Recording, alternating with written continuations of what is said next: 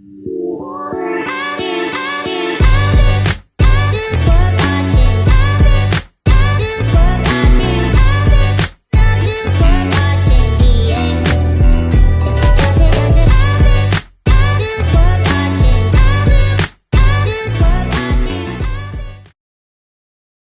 and welcome to an episode of Coffee with SamPaul. We are joined today by an amazing artist by the name of Domini Forster, based in Melbourne. And we're here to chat today about your new single, Magnolia, and your forthcoming sophomore album, I believe, The Lonely. Yeah. Hey, SamPaul. You got it right. Thank you. No worries, no worries.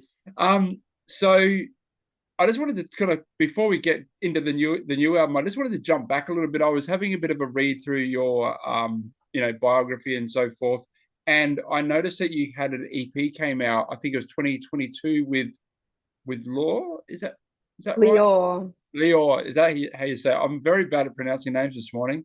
It's don't very worry. cold in Adelaide. Yeah, so Melbourne too. oh, really? Yeah. Animal in Hiding, it was called. Could you tell me a little bit about that? Like how that came together and what it was like? Because I believe that kind of came together during the COVID lockdown, which for Melbourneites was insane from all accounts. Yeah. We had about 3,542,000 days of lockdown. No, it was an intense period.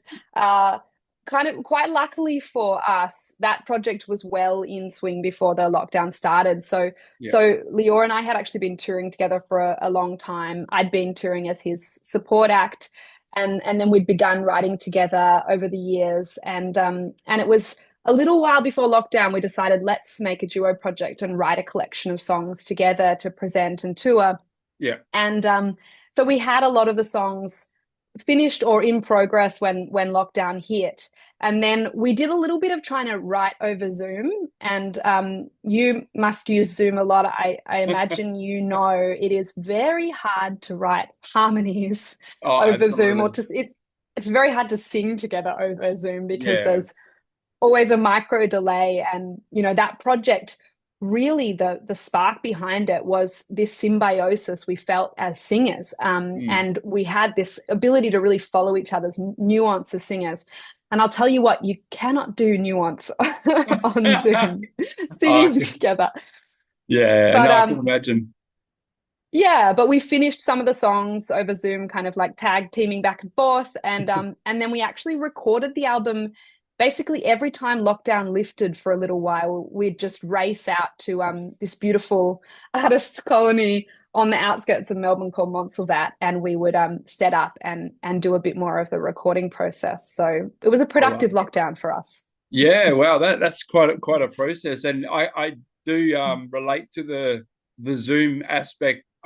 While most of my show is filmed in person with local people in Adelaide, or I've actually been to Melbourne a few times and filmed some there, but I was studying audio engineering during lockdown, and while the lockdown wasn't quite as bad here, we did have a space where we had to do the last part of our unit over Zoom. And I can relate to what you said about the micro delay and things like that. But also we were being asked to compare an MP3 quality audio with a wave quality over Zoom. So you've got your delay, but you've also got the God knows what compression they have going on Mm, between the teacher and the student. So mm. yeah, like the fact that you actually still managed to get it done is incredible. Especially as I know Melbourne's lockdown was far worse than I think the rest of Australia, probably maybe even the rest of the world. I don't know. So Yeah, it was tricky. I mean, to be honest with you, I had a very unusual lockdown because at the time I was in a long distance relationship with a partner in Germany. So oh I wow, actually I got an exemption to travel over to Germany during the lockdowns as well. So I feel like I got quite lucky in terms of being able yeah, to be creative, being able to leave the country during that period, mm, whereas a lot of my fellow Melburnians just spent months and months baking sourdough at home. Not I did some hear good that. things about it. Yeah, I have a school friend who lives in Melbourne, and she was stuck to the, I think, 5 kilometer limit, where that she could travel 5 kilometers away from home, other than Mm, work. And yeah, it's just, yeah, crazy time. And mm.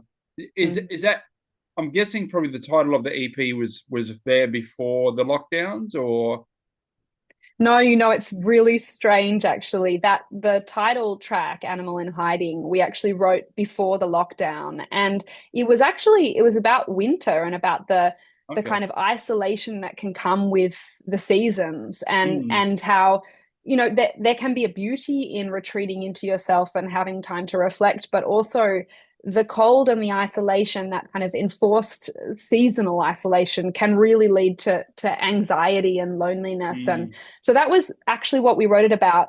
And then it felt a little bit like we'd sort of prophesied the lockdown a little bit, because all of a sudden we were all at home on our own and Yeah, under this other sort of kind of external enforcement. So yeah, on tour we were sort of joking that we felt a little bit like we'd called it in yeah, by yeah. writing that song. But in That's the end, it funny. became really relatable for people, which, was Absolutely. a nice bonus. Yeah, no, definitely. I'm going to make a really, really terrible segue now there, because I heard you mention anxiety, Mm. which, as you probably may be aware, there's a song at the moment called "Anxiety" on the radio, which actually is sung over the music by Gautier's, somebody that I used to know.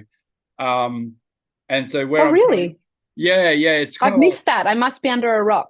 I shouldn't have assumed that you knew, because I know like some creatives, and to some extent myself included, don't always buy into the, like, the commercial radio aspect. We like more about, going to live shows and seeing, like musicians that actually pick up their instruments, and play and support music that way. But I was trying to be clever, because I know I read that you worked with Lachlan Carrick, who has obviously worked with Gautier, so that was kind of how I was trying to cleverly segue into that kind of that aspect, and just sort of kind of, I guess, find out a little bit about, how that came to be. I know Lior has also worked with him, so maybe there's some correlation there. But curious to know how that came about and what the experience was like. Yeah, look, Lachlan is incredible, and he's actually played a huge role on my new album that I'm releasing. He was producing and also had Josh Barber co-producing, and the three of us worked really, really closely on this one. So there's a lot of his creative input and influence in the album. And yeah, you're totally right on the money. I met him through Lior, and basically when I first started touring with Lior years ago, opening for him as a support act, Lockie was doing all of his live sound. So it's really fantastic when you have a producer and an engineer as talented as he is, who really knows your style, because he's mixed me live probably like 30 times by now, maybe. Mm. And so we really got to develop a friendship on the road touring, but also, he understands my music and what I'm going for. So yeah, so he came on board. He mixed my first album, Raven, back in 2017, a while back now. Yeah, yeah. And this time he is on board as producer, and he's incredibly talented, incredibly sensitive, and incredibly creative, which are three things I value highly in a producer. Oh, that's awesome.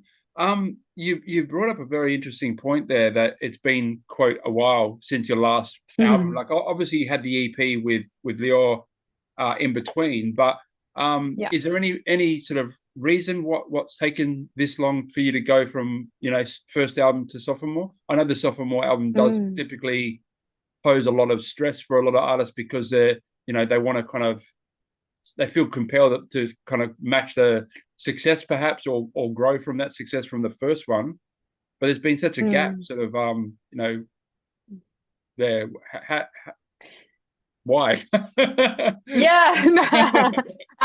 Look, I mean, it's lots of reasons, but essentially, I made Raven in 2017 and released that album, and that was a huge Um, it was a huge thing for me as an artist. I'd already released an EP, but it was my first full length album, and I toured that one, did a headline tour nationally, and it was epic and challenging and rewarding.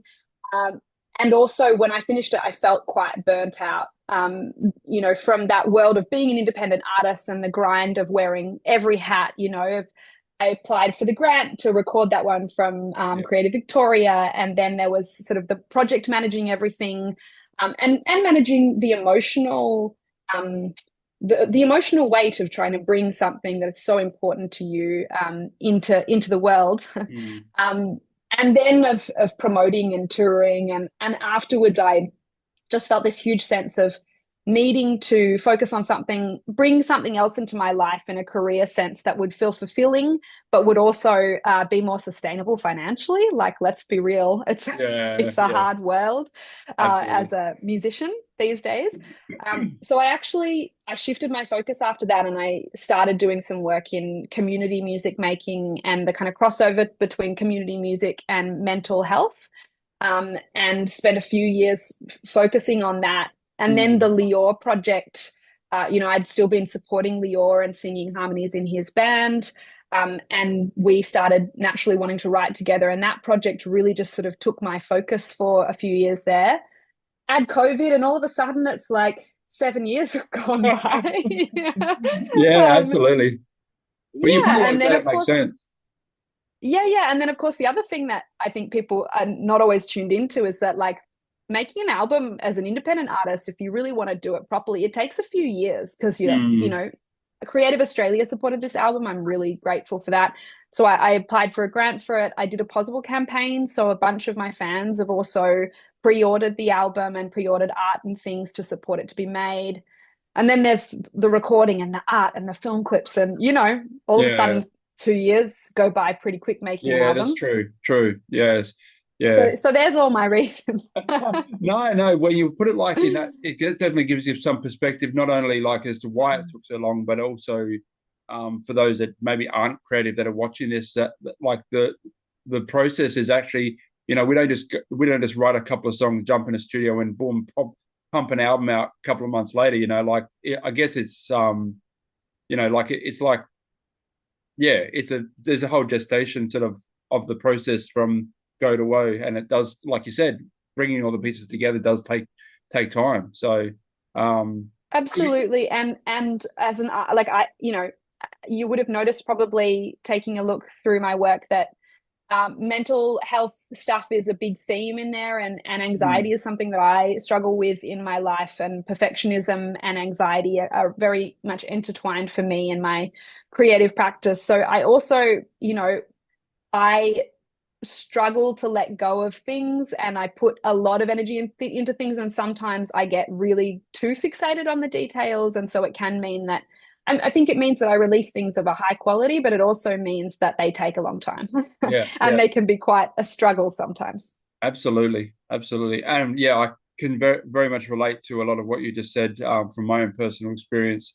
Um, I think we're almost out of time, but I'll just really quickly come back to the album, The Lonely. How has this process for you been, I guess, different? Given that you've had so many experiences, but also, the whole process of putting it together over the last 7 years. You've had COVID, so many things have happened. You've done a lot of touring as well, as you mentioned. How for you does this album differ to your first album, Raven?